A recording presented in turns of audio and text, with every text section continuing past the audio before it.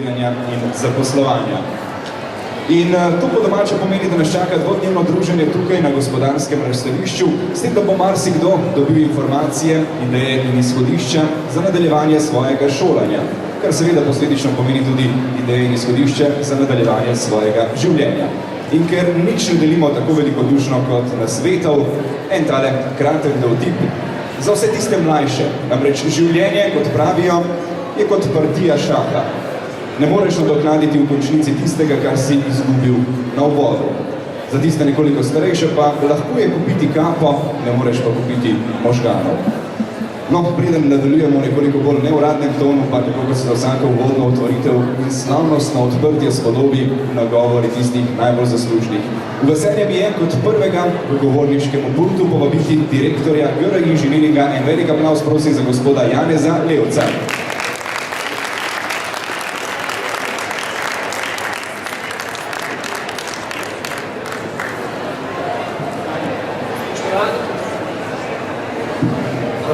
Spoštovani rektor Univerze na Primorskem, do nedavnega predsednik Rektorske konference Republike Slovenije in predsednik Rektorske konference Univerz Alpe Jadran, profesor dr. Rado Bohinc, spoštovani člani programskega odbora prireditve, poslovni partnerji, sponzorji, mediji, razstavljavci, dragi obiskovalke in obiskovalci, lepo pozdravljeni na drugem vseslovenskem sejmu izobraževanja, štipendiranja in zaposlovanja Informativa 2010.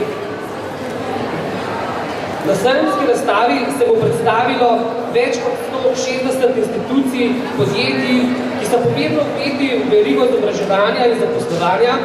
Predstavljeni bodo programi slovenskih izobraževalnih inštitucij, programi tujih univerz, štipenditorji, zaposlovalci, programi državnih inštitucij, javni zavodi, strokovna združenja, založniki, mediji, študentske, dijaške, nevladne in druge organizacije, ponudniki didaktičnih pripomočkov in program vseživljenjskega učenja.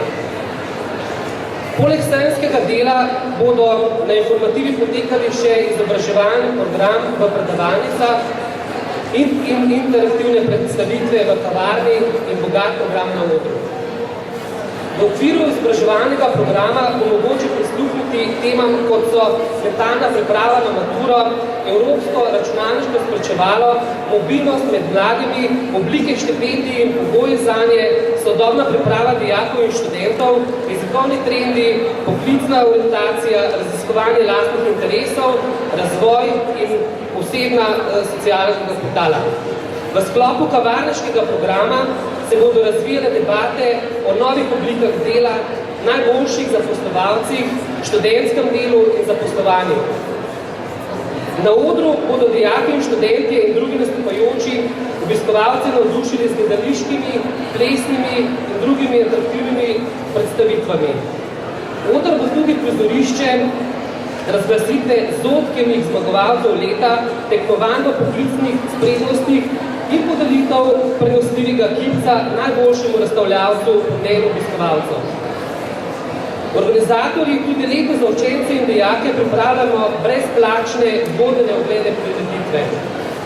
Prijavljenih je prek 1500 otrok iz cele Slovenije. Za prevoze organiziranih skupin otrok je poskrbljeno, tako da potujemo informativo ceneje tako z vlaki kot z avtobusi. Znanje in vseživljenjsko učenje sta temelj razvoja vsake družbe. Zato sem prepričan, da bo Informativa 2010 vsak obiskovalec našel nekaj zase. Vsem zbranim se zahvaljujem za udeležbo in hkrati za vso ustvarjanje prireditve Informativa 2010. Hvala.